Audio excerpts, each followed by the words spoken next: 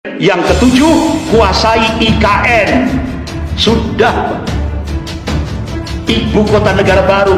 Ketika presiden pulang dari Cina sudah mengumumkan proyek IKN itu adalah proyek Cina, desainnya dari Cina, biayanya dari Cina, buruhnya dari Cina, materialnya dari Cina, termasuk pabrik semen Tanjung itu milik Cina.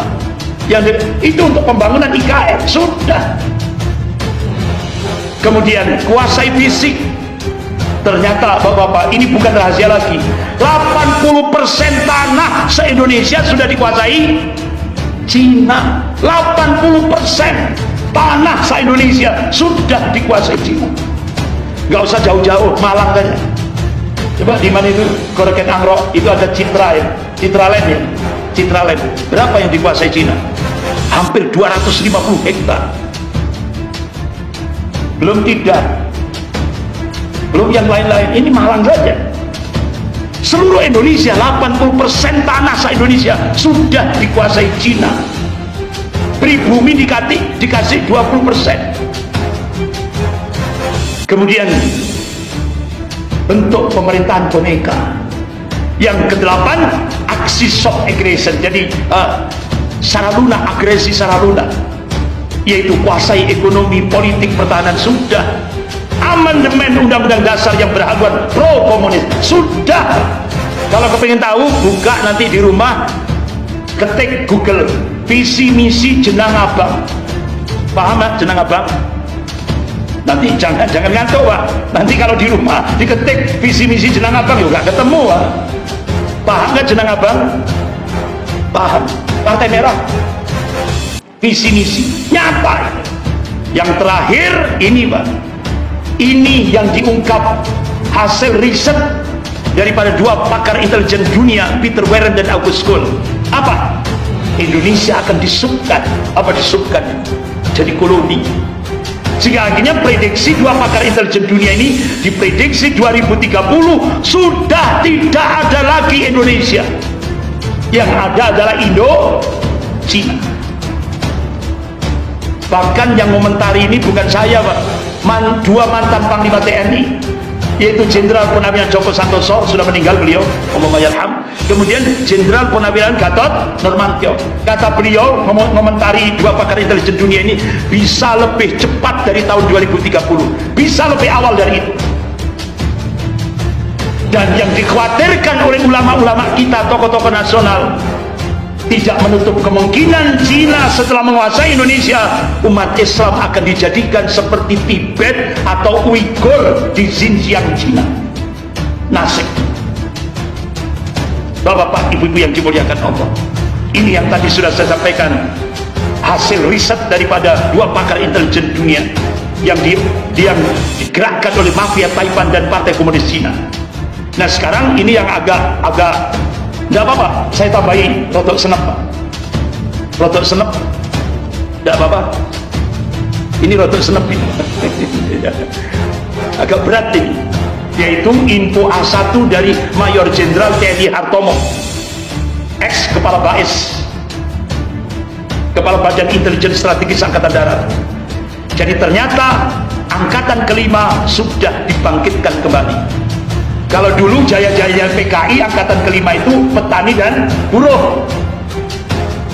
Makanya Bapak Ibu lihat sendiri kan, sadis kan, ketika menangani di Bawaslu, ada anak kecil Harun Ar-Rasyid, anak SMP, anak kecil itu dibantai 10 brimob. Yang kemarin pada saat debat Pilpres, Pak Anies membawa bapaknya sama ibunya Harun Ar-Rasyid.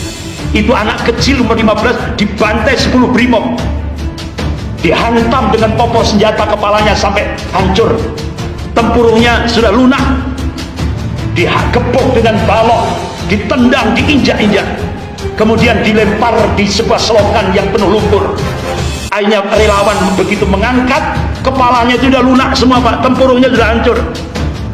Pertanyaannya, apa 10 brimob itu diadili? Tidak, bebas. Termasuk kasus Kanjuruhan.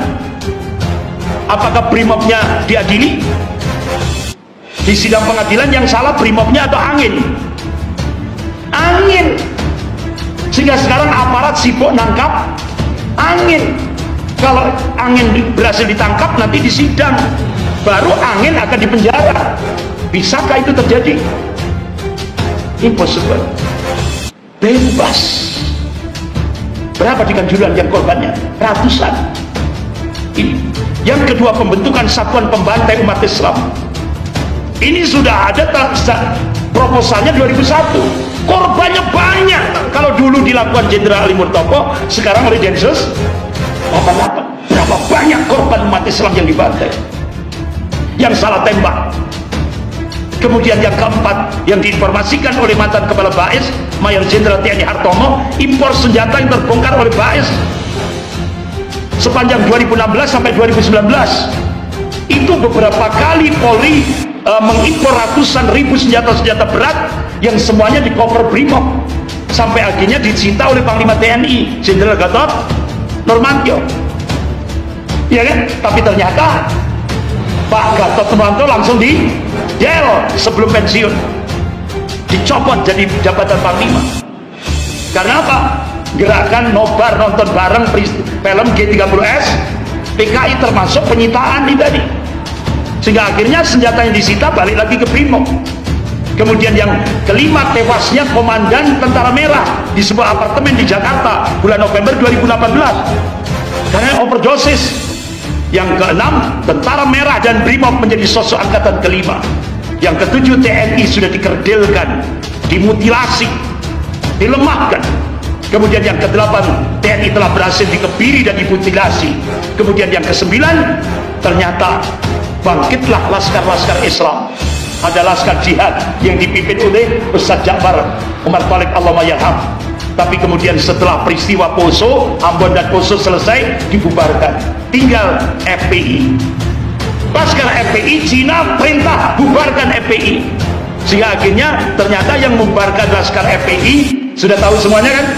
Di video sudah viral itu, yang diungkap oleh Jenderal Fahrur Razi, mantan Menteri Agama. Ternyata yang perintah membubarkan FPI itu titik-titik, ya kan? Sudah terang-terangan itu. Nah, akhirnya yang ke-10, insya Allah banyak laskar-laskar Islam yang siap bangkit, yang akan berkolaborasi dengan TNI untuk menyelamatkan negara kesatuan Republik Indonesia. Sebagai Bapak-bapak, sebagai penutup, Letnan Jenderal TNI Purnawirawan Setiawan Hamid sebelum meninggal, beliau memberikan statement, saya menilai Presiden dan jajarannya berpotensi jadi pengkhianat bangsa. Semakin banyak pengkhianat negara. Bahkan Jenderal Purnawirawan Sutioso, mantan Kepala BIN terakhir dari Gubernur DKI, jadi beliau menyampaikan, ayo umat Islam jangan sampai kita nggak sadar-sadar akhirnya Cina jadi mayoritas. Nah, selamatkan agama dan negara dari paham komunis. Nah, bapak-bapak, ibu-ibu yang dimuliakan Allah, alhamdulillah Muhammadiyah NU bersatu ingin menyelamatkan NKRI, yaitu dengan memunculkan kepemimpinan bermoral, kepemimpinan yang berakhlak, bukan pragmatis. Insya Allah kalau Muhammadiyah dan NU bersatu, banyak problem kebangsaan yang terselesaikan. Insya Allah kita bersyukur, ini patut kita syukuri. Dan bapak-bapak, ibu yang dimuliakan Allah, alhamdulillah ulama-ulama se-Indonesia istimewa di Bogor. Makanya beberapa waktu yang lalu saya sering absen tiap ahad ketiga ini sering absen. Karena apa? Ada istimewa ulama. Alhamdulillah bapak-bapak, ibu yang dimuliakan Allah, seluruh ulama di Indonesia all out akan memperjuangkan pemimpin ideologis. Gak perlu saya sebut ya, karena yang khawatir ada Bawaslu. Ya dibaca saja, ya kan, dibaca saja number one. Itu ya.